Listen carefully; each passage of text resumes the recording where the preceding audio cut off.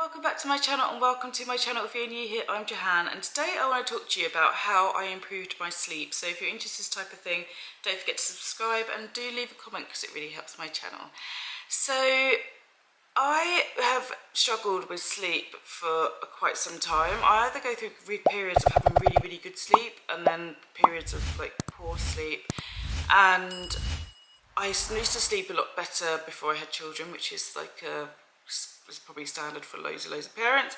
And as I've got older, yes, my sleep has definitely improved massively, but I still have these inconsistencies, and it can leave you quite frustrated and exhausted. Disrupted sleep leads to brain fog, and the more studies into sleep show that the disrupted sleep, or less than 6 hours sleep, that can really have detrimental effects on the brain as well.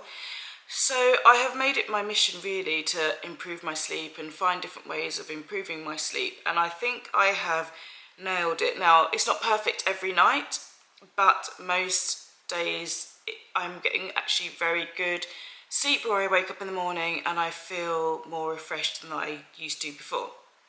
So it's not just about the sleep, it's the quality of sleep and getting into that sort of deeper REM sleep. So I wanted to share a couple of products that have helped me sleep, and just also things about my routine, because I'm pretty sure that maybe some of these things aren't new to you, but it's also helpful when you hear it just from like everyday person rather than an expert, because these are things that I think realistically work. So for me, one of the big things, the first thing I've done is have a routine. Now, I like to I'm an early riser. I like to exercise in the morning at like 5 a.m. Or 5 or 6 a.m. is my exercise time. If I'm working from home, it's usually 6. If I'm working in the office, it's 5. So I like to make sure I get a good amount of sleep before that. So I've set a routine where I go to bed at 9 o'clock, and that feels really early, especially during the week.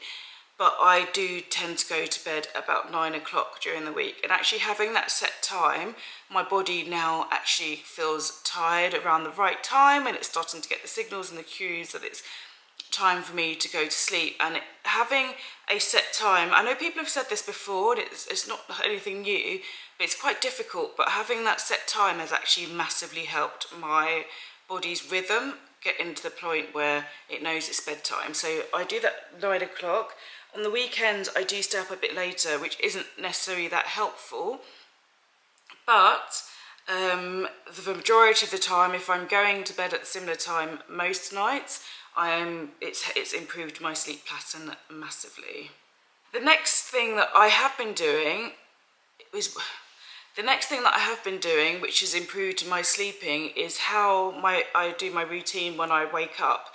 So when I wake up, I like to get early morning sun, and because I'm awake that early, it's obviously going to change when the clocks change, but my first light and things that hit my eyes is usually the morning sun. So I have shutters, I open up my shutters and let that kind of into the room, so that's the first light I see.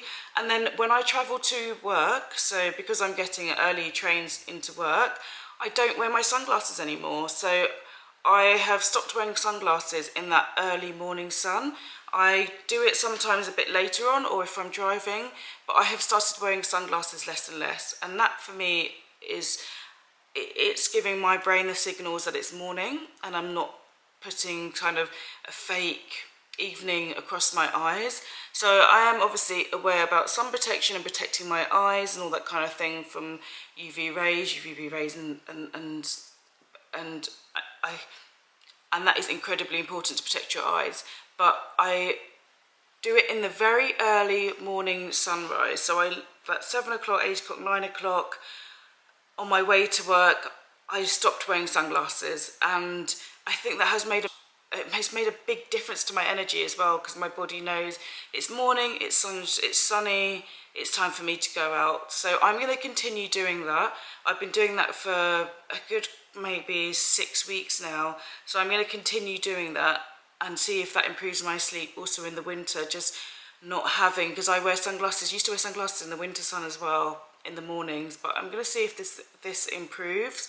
And it actually, for my tolerance for the sun with my eyes, has improved as well. So I'm going to continue doing that, and because I think that has really actually helped as well. So my morning and my evening routine has changed, and they have now got a bit more of a rhythm, and have a morning and evening routine has changed, and now they've got more of a consistent rhythm, which has really helped my body as well recognize sleep and wake signals. The other part of it is the cold showers. So I talked about the vagus nerves and how I've started taking cold showers. Now the cold showers actually have really improved my sleep.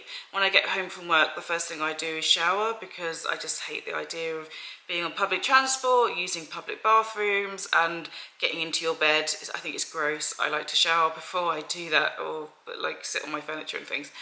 So having cold showers in the evening has really helped as well as the cold shower. Just having colder showers has really helped too, I think, improve my sleep and also my skin as well. My skin's not so dry because I'm taking colder showers. And having a cold bedroom, like a cooler bedroom, I read somewhere that the brain needs to lower its temperature by a certain amount of degrees, or your body needs to lower its temperature by a certain amount of degrees to get decent sleep, or to go into that rest mode, which actually does make sense when you think about it, because when you're hot and bothered, it's very hard to relax and just, you know, want to go to sleep. So it's very difficult in the UK at the moment because it is extremely hot for the houses that we have, and insulated houses we have. It's like 34 degrees, it's horrible. Evenings actually have been quite cool, which is good, and we do have a breeze, which we're very lucky. But having a cooler bedroom has massively helped me sleep better. I just think I'm not feeling so like moving around so much, because I'm trying to find a position where I'm not feeling so hot, and it's just the air is cooler, and it's just helped me sleep. So having a cool bedroom has definitely helped. Now the next one is probably the hardest one, and one that I'm really trying my best to improve on, and that is no devices before bedtime. So the devices at bedtime that's just really, really difficult, I think, because YouTube is my entertainment as well, and I really enjoy doing videos on YouTube and watching YouTube, and so I tend to almost fall asleep sometimes watching those things. But what I'm now done now is I've started to turn it off and put my phone away from me, and that has helped massively. So taking away that blue screen, always switching it to night screen. I do have those glasses as well, those tinted glasses that take away the blue as well, and that has helped me again get in my brain into that night mode. And then the last thing that I want to talk to you about are some supplements that I've definitely seen massive improvements from. And if you can't sleep and you need something to help you sleep, I would say introducing magnesium into my evening routine. And this is the one that I prefer to use. You can buy it on Amazon. Is a massive game changer. I sleep like an absolute baby. Apparently most people are lacking in magnesium, and it helps relax your muscles, it helps your nerves, and this has improved my quality of sleep beyond. It's like this for me has been a massive miracle.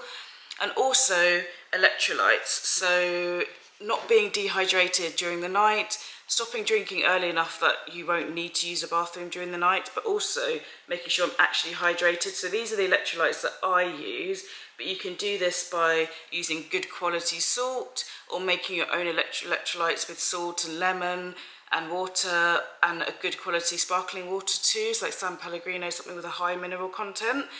And that has massively helped my sleep as well. So all these things in combination across the day and across the few weeks has massively helped my sleep, and I feel so much better for it. And if you're trying to lose weight or trying to work out, you need to prioritize sleep above everything. Even like before your workouts, you need to prioritize sleep, because if you don't prioritize sleep, you won't see those changes as well. And that has been the rest is sometimes even more important than the workout. So you need to kind of be honest with yourself, especially when you really want to work towards a goal, whether you actually need to have that rest and you need to have that sleep so you can recover and be your best for your next workout, and so your body isn't always feeling so inflamed or under stress or having high cortisol, because that's what you want to try and lower to help make those changes. So prioritizing sleep has made a massive difference for me. I really hope you've enjoyed this video, and I really hope you've found this helpful. If you've got any tips, please leave them below, and I really do hope you all are having lovely sleeps, and I will see you in the next video. Take care.